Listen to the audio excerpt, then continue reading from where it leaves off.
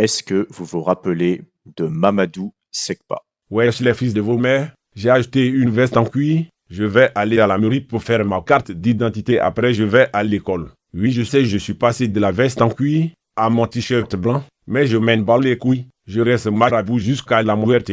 Ah, ça fera rappeler beaucoup de souvenirs à beaucoup d'entre vous qui ont à peu près mon âge. Et aujourd'hui, j'aimerais vous faire cette vidéo pour vous reparler de ce sujet. Bref, donc, salutations la populace internet, je suis Delmax et je vous retrouve pour une nouvelle vidéo où j'aimerais revenir sur le sujet de Mamadou Sekpa. Donc pourquoi cette vidéo? Eh bien, il s'avère que il fut un temps où moi aussi, j'avais proposé des vidéos de Mamadou Sekpa sur ma chaîne, bien qu'évidemment je n'en sois nullement le créateur. Mais bon, comme beaucoup d'autres internautes, beaucoup ont créé leur propre histoire de Mamadou Sekpa. Et d'ailleurs, je vous montre la vraie chaîne de Mamadou Sekpa. Donc la chaîne a plus de 100 000 abonnés. Donc pour retracer un peu l'histoire, Mamadou Sekpa, donc c'est un personnage fictif qui a été créé en début d'année 2014. Pour vous dire, j'avais 15 ans à ce moment-là, personnellement. 2014, j'étais en 3e. C'était ma dernière année au collège. Ouais, ça fait plus de 10 ans. Hein. Ça ne nous rajeunit pas, tout ça. Les voix utilisées, parce que c'était des voix robotiques, hein. C'était un petit peu l'IA avant l'heure, on pourrait dire. Il y avait notamment sur les sites de Voxygène. C'était les voix de Zozo, donc pour la voix de Mamadou Sekpa. Et la deuxième voix, c'était sur l'autre site Acapella Box. Donc c'était Antoine Fromafar. C'était notamment utilisé pour le directeur, vous savez, le directeur de la classe de Sekpa, et le chauffeur de bus, on pourrait dire, c'était un peu les personnages emblématiques des sketchs de Mamadou Sekpa.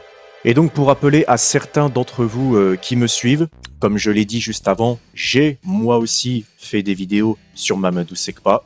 J'en avais fait au total 4, mais que j'ai décidé de supprimer quelques années après, pour les raisons que j'évoquerai dans la vidéo. Mais je pense que pour certains, vous êtes peut-être déjà au courant des raisons que j'évoquerai par la suite. Donc les 4 vidéos que j'avais proposées à l'époque, il y avait tout d'abord Mamadou Sekpa à la WWE, c'était d'ailleurs la plus connue, la plus populaire, et c'est la seule que vous pouvez toujours retrouver sur YouTube, puisque d'autres internautes ont pu la récupérer. Wesh, sale bout de bois avec tes grosses narines, qui ressemblent à des rings de catch, et qui peut faire entrer les sledgehammers de Triple H. Il y avait aussi Mamadou Sekpa à la SNCF. Mamadou Sekpa retourne à la WWE ou WWE 2 si vous voulez. Hein. Et en 4e, Mamadou Sekpa, le génie de la classe, où dans cette vidéo, c'est une histoire que j'ai totalement inventée pour le coup, où j'utilisais en fait l'image de Romuald. Hein, vous savez, Romuald, l'intello d'Antiteuf, avec ses cheveux bleus. Donc ce sont ces 4 vidéos que vous avez très probablement déjà regardées, puisqu'elles étaient assez populaires, elles étaient assez connues, notamment celle sur la WWE, donc la toute première, je précise, qui avait même atteint la barre des 100 000 vues, donc c'était vraiment une réussite personnelle, quoi.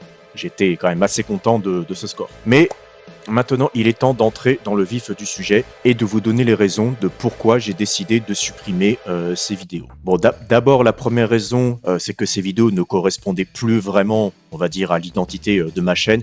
Hein. Pour rappel, je suis une chaîne gaming, une chaîne jeux vidéo, je pense que ça ne surprend plus personne. Et elle n'était pas en adéquation avec le contenu que je fais principalement. Et vous savez que moi, je suis du genre à supprimer des vidéos lorsque je ne veux vraiment plus les voir sur ma chaîne. Moi, j'ai toujours fonctionné comme ça.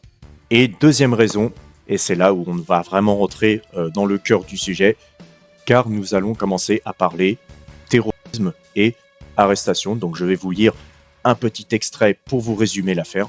En 2017, Omar, c'est le nom du créateur de Mamadou Sekpa, a été condamné donc à 5 ans de prison pour association de malfaiteurs à visée terroriste. Il avait reçu une vidéo de revendication annonçant un attentat mais n'avait pas alerté les autorités. Cette vidéo était liée à l'attaque de Saint-Étienne-du-Rouvray où le père Jacques Hamel a tragiquement perdu la vie. Omar a expliqué qu'il avait été fasciné par les vidéos de propagande de Daesh, ce qui l'a conduit à des échanges avec les figures de la djihadosphère. C'est comme c'est écrit dans l'extrait. Ça fait froid dans le dos, n'est-ce pas ? De se dire qu'un type qui créait simplement des sketchs sur Internet soit devenu complice d'un acte terroriste. terroriste qui a littéralement coûté la vie à une personne, ni plus ni moins. Et de plus, après sa sortie de prison, donc il a expliqué en détail tous les faits qui lui sont reprochés sur sa chaîne principale, donc vous pouvez la retrouver, mais je vous montrerai un extrait. Wesh les fils de vos mères, je suis l'inventeur de Mamadou Sekpa et je viens de sortir de prison. Je suis resté en prison plus de 6 ans après une condamnation de 5 ans pour des faits de terrorisme. MDR bien sûr je ne suis pas un terroriste et je regrette énormément. L'État français m'a collé des faits qui ne sont pas à ma hauteur. Mais maintenant, la question à se poser, c'est pourquoi et comment est-ce que Omar a pu en arriver là, a pu se retrouver dans une telle situation?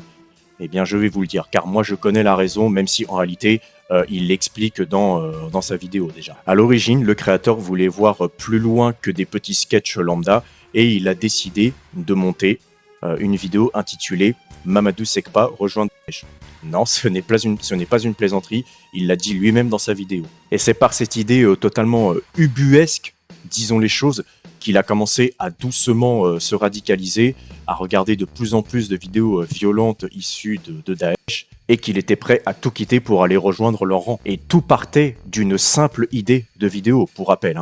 Tout partait d'une simple idée de vidéo, rendez-vous compte de cela. Et cela a pris des proportions absolument démesurées et la justice a fini par le rattraper. Bref, donc voilà, ce sont les raisons principales qui m'ont amené à supprimer ces vidéos. Et aujourd'hui, on va être honnête, bon, Mamadou Sekpa, ça appartient au passé. Pour rappel, Mamadou Sekpa, ça remonte à 2014. Aujourd'hui, on est en 2025. Voilà, il faut faire une croix dessus. Et pour vous dire, même le site Voxygène a totalement retiré les voix en question et le site Acapella Box a fermé ses portes. Le site Acapella Box n'existe plus. Donc, c'est pour moi toutes les raisons qui ont fait que j'ai préféré supprimer ces vidéos, voilà, que je ne voulais plus les voir sur ma chaîne. Aujourd'hui, c'est du passé. La réputation de Mamadou Sekpa est complètement finie. Voilà, c'était un mème francophone. Mais aujourd'hui, cela en restera juste un souvenir, on pourrait dire. Bref, allez, on va achever cette vidéo là-dessus. J'espère que cela vous aura plu. C'était une vidéo qui, pour le coup, sort totalement du cadre de ce que je fais d'habitude. Et je pense qu'à l'avenir, je ferai de plus en plus de vidéos où je parlerai de sujets, on va dire, qui me tiennent à cœur. Ça dépendra de ce que j'ai envie de parler. Mais j'avais vraiment envie de revenir sur le cas de Mamadou Sekpa, sachant que, comme je l'ai dit, j'ai moi aussi fait des vidéos de Mamadou Sekpa sur ma chaîne YouTube. C'est pour ça que je voulais revenir là-dessus et, entre guillemets, en finir totalement avec ce sujet. Allez, sur ce, merci de m'avoir regardé et je vous dis à la prochaine, la populace d'Internet. Ciao tout le monde.